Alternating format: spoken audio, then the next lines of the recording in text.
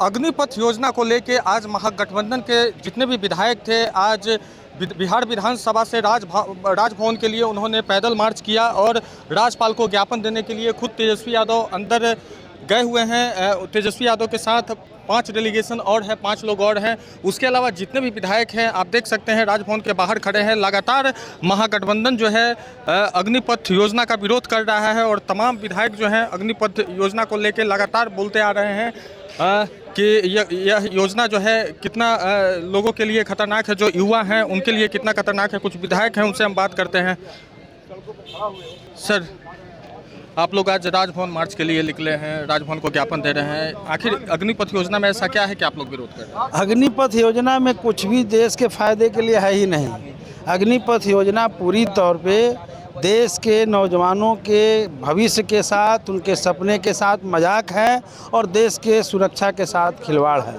इसलिए हम लोग इसका विरोध कर रहे हैं कि सरकार, अब बताइए, हर नौकरियों में सरकार धीरे धीरे ठेका प्रथा लागू कर दिया।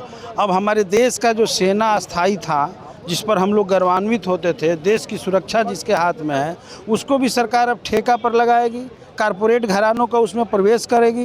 तो इससे देश की सुरक्षा क्या हो पाएगा? और दूसरी बात जो है, 4 साल के लिए किसी को आप नौकरी दें तो 5 साल तो उन्होंने तैयारी किया है, रात दिन जग करके तैयारी किया। उनके माँ बाप के दिलों में सपना जगा है कि मेरा बेटा एक दिन आर्मी में जा करके देश का सेवा करेगा और कमा करके हमारे बुढ़ापे का सहारा बनेगा।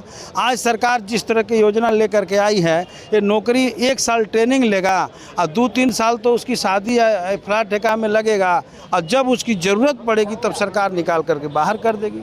मैं तो भाजपा वालों से कहना चाहता हूँ कि उनके एक नेता कैलाश विजयवर्गीय ने जो कहा कि जब सेना 4 साल के बाद अग्निवीर निकलेंगे तो हमारे कार्यालय पर दरबानी करेंगे, ये मैं समझता हूँ कि हमारे देश के सेना के जवानों का अपमान उन्होंने किया है। उन्हें देश के सामने माफ़ी मांगना चाहिए। जो जवान जाकर देश का सेवा कर रहा है उसको कह रहे कि हमारे दफ्तर में आकर के दरबानी करे। इसलिए भाजपा की मानसा इससे साफ हो गई है कि हिंदुस्तान के नौजवानों को इसी काम में लगाना चाहती है और इसका हम लोग इसीलिए विरोध कर रहे हैं। और मैं ये भी कहना चाहता हूँ कि सरकार अगर समझ रही है कि हम जो है इस तरीके से तानाशाही अड़ियल रवैया अख्तियार करके, जैसे सेना के तीनों अध्यक्षों ने बयान दिया कि जुलाई 1 से इस अभियान की शुरुआत कर दी जाएगी, तो हम मानते हैं कि ये ज़बरदस्ती शुरुआत कर सकते हैं।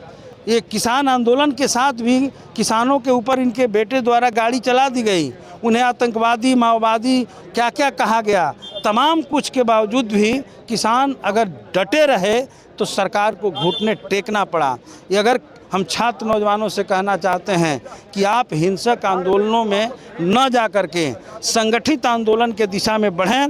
अगर आप आगे बढ़ते हैं तो एक ना एक दिन सरकार को घुटने टेकना पड़ेगा, सरकार झुकेगी, अग्निपथ वापस लेना पड़ेगा। आप लोग सर इस योजना का विरोध कर रहे हैं, उसकी खामियां बता रहे हैं, लेकिन सरकार कह रही है कि योजना छात्रों के हित के लिए है। आखिर छात्र किसका बात माने, आप लोग का या सरकार? नहीं तो क्या हित में है वो? अब तो साफ साफ दिख रहा है कि 1 साल ट्रेनिंग करने के बाद वो 2-3 साल जो उसका समय रहेगा उसमें शादी ब्याह में गुजर जाएगा।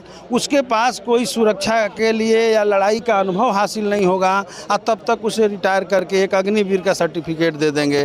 तो देश पर अगर कोई खतरा आए तो कैसे लड़ेगा?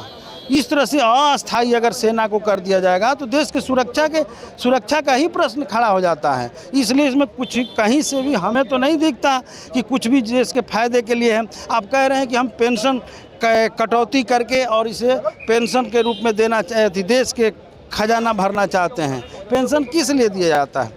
ये तो बहुत ही अन्याय है देश के जनता के साथ। पेंशन बुढ़ापे का सहारा होता है और आप पेंशन ख़त्म कर रहे हैं। आप अपने सुविधाओं में कटौती नहीं कर सकते। आप जो है अयास करेंगे, आप तमाम तरह की सुविधा लेंगे और नौजवान जवान जो देश के लिए लड़ेगा उसी के पेंशन की कटौती की बात आप करते हैं। इसलिए मैं समझ रहा हूँ कि किसी तरह से भी इस योजना में कोई फ़ायदा नहीं है। और ये भी बात है कि 40,000 तनख्वाह पर सेना की आर्मी की भर्ती होती थी जो अस्थाई था, अब वो सरकार 21,000 रुपया उनको देगी और बाद में 11 लाख रुपया दे देगी, लेकर के टिटिमा थमा देगी, लेकर के घूमते रहो। तो इससे तो किसी भी नौजवान का भला नहीं होने वाला है। कहाँ से है इसमें, मुझे नहीं लगता कि इसमें कहीं से भी छात्र नौजवानों के पक्ष में है, आर्मी के जवानों के पक्ष में है, और पूरा देश इसके खिलाफ खड़ा है। हम संपूर्ण विपक्ष एकजुट होकर के इस लड़ाई को लड़ रहे हैं और उसी आंदोलन के तहत आज हम लोग राजभवन में आए हैं। तो बिल्कुल जिस तरह से जो महागठबंधन के विधायक हैं उनका साफ तौर पे कहना है कि ये जो अग्निपथ योजना है किसी भी छात्र हित में नहीं है और जल्द से जल्द सरकार को इसको वापस ले लेना चाहिए। मैं अभिषेक कुमार सिंह, पंजाब केसरी टीवी के लिए पटना से। हमसे जुड़े रहने के लिए हमारे YouTube चैनल को सब्सक्राइब करें और नई वीडियो की नोटिफिकेशन के लिए बेल आइकॉन को दबाएं। अगर आप ये वीडियो Facebook पर देख रहे हैं तो लाइक जरूर करें और ज्यादा से ज्यादा शेयर करें। धन्यवाद।